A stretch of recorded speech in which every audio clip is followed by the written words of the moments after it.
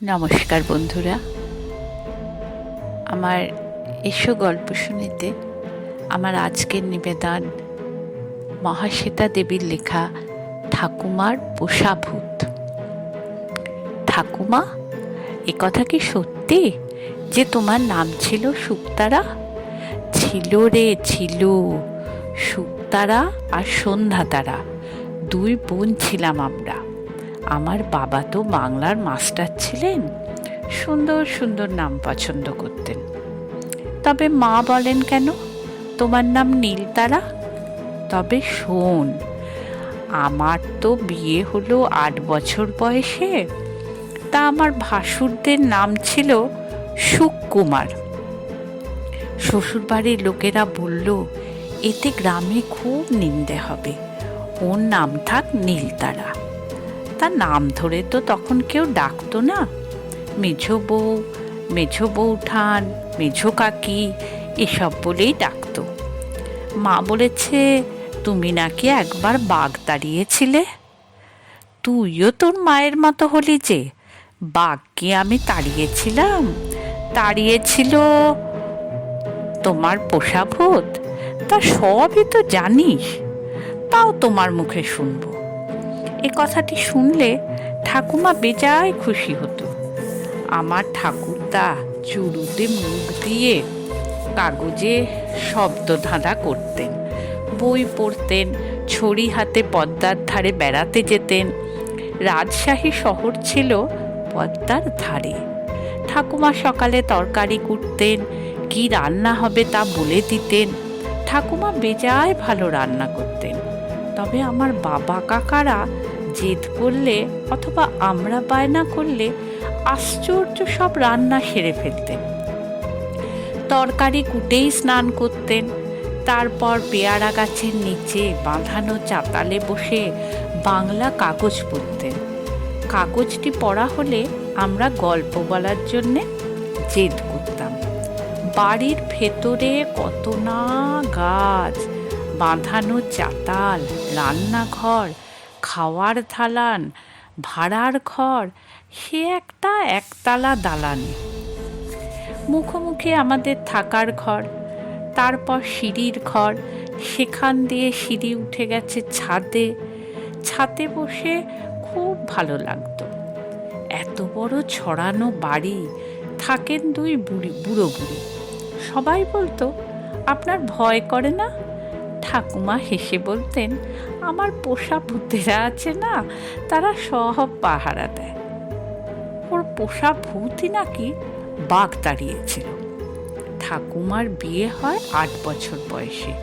রাজশাহী শহরের মেয়ে, বিয়ে হলো সুদূর গ্রামে। পদ্মা নদীতে নৌকা চেপে যেতে হতো। ছোট্ট মেয়ে কাঁদবে বলে সঙ্গে গিয়েছিল ওর ঝি মনোরমা। তাকেই সবাই মনামা বলতো। দেশে তো সব অন্যরকম। বাড়ি থেকে অনেক দূরে বাঁশের তৈরি শৌচালয়। ঠাকুমা খুব ভয় পেতেন।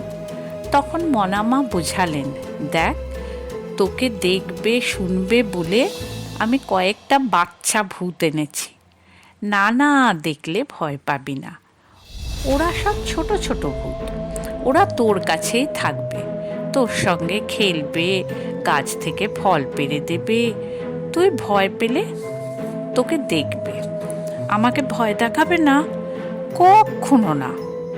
কোথায় তারা? ঘরের চালে উঠে গেছে, ঘরের মধ্যে ঘুমোচ্ছে। শুনতে শুনতে বললাম, ও ঠাকুমা, অত দূর দেশে যে গেলে, তুমি কাঁদতে না? ঠাকুমা হেসে বললেন, আমার শাশুড়ি আমাকে কোলে বসিয়ে ভাত খাওয়াতেন, হাট থেকে খেলনা আনিয়ে দিতেন, পাড়ার ছোট মেয়েদের ডাকতেন, আমার সঙ্গে খেলা করতো ওরা। মন খারাপ করার সময় কোথায়? তোমার ভূতেরা? দেখতাম গাছের কত উঁচুতে জাম, জামরুল, পেয়ারা, কত কি। মনে মনে বলতাম, তোমরা কোথায়? আমি কি ওসব পারতে পারি? আর অমনি গাছপালার ভেতর দিয়ে বাতাস বয়ে গেল, আর গাছের নিচে ফলের পাহাড়। কি ভালো! সেসব ভূতেরা এখন কোথায়? আমার কাছেই আছে। এত বড় বাড়ি, দালান, গাছপালা, ওরাই তো সব দেখে শুনে রাখে। আমি তো দেখিনি, ওরা তোদের দেখে শুনে রাখে। যাকে বাঘের গল্প বলো। সে আমার ছোটবেলা। গ্রামের বাড়িতে ঠাকুমা আর খারাপ লাগছিল না। শাশুড়ির কোলের কাছে ঘুমোতেন, শাশুড়ি ভোরে পুজোর ফুল তুলতেন, চন্দন ঘষতেন, শাশুড়িকে পুজোর জোগাড় করে দিতেন। তারপর টুকটাক কাজ সেরে বন্ধুদের সঙ্গে খেলতেন। মনে জানেন ভূতেরা সঙ্গে আছে, তাতেই নিশ্চিন্তে।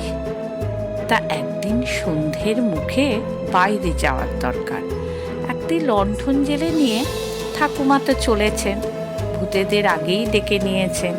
তারপর পায়খানায় ঢুকতে যাবেন, দেখেন ইয়া বড় কেঁদো বাঘ একটা ছাগল নিয়ে বসে আছে।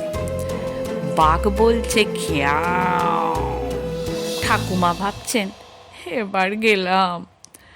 বাঘ সবে ছাগল খাবে, খাওয়ার সময়ে বাঘ কি কোনো উৎপাত বরদাস্ত করে? ওগো তোমরা কোথায় গো বলেই ঠাকুমা মূর্ছা গেলেন।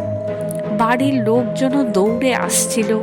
বাঘের গর্জন শুনে তারাও থতমত। তারপর ওদের সামনে বাঘের 4 পা ধরে কে যেন চিৎ করে দিল। উমা! বাঘের 4 পা ওপর পানে, বাঘ ভাসতে শূন্যে উঠছে। বউ কোথায়, বউ কোথায়? ঠাকুমা কেঁদে বললেন, এই তো চেয়ে দেখো, বাঘ 4 পা তুলে শূন্যে ভেসে যাচ্ছে দেখে ঠাকুমা তো অবাক, গ্রাম শুদ্ধ সবাই অবাক। বাঘকে ওরা নাকি সুন্দরবনে পৌঁছে দিয়ে আসে। গ্রামে ধন্য ধন্য পড়ে গেল, কাগজেও নাকি এ খবর বেরোয়। কেমন করে এটা সম্ভব হলো তা জানার জন্যে ঠাকুমার শ্বশুর বাড়িতে লোকজনের ভিড়। ঠাকুমা তার শাশুড়ির আঁচলে মুখ গুঁজে বসে থাকলেন। সবাই বলল, এ কোনো ভৌতিক ব্যাপার নয়, নিশ্চয়ই দেবদেবীর আশীর্বাদ। ঠাকুমার শাশুড়ি ধুমে ধামে কি যেন পুজো করলেন, অনেক খিচুড়ি, অনেক পায়েস। ওর ভূতরাও পেট পুড়ে খেয়েছিল। আজ তাই ভাবি, আমারও যদি কয়েকটা ওই রকম ভূত থাকতো।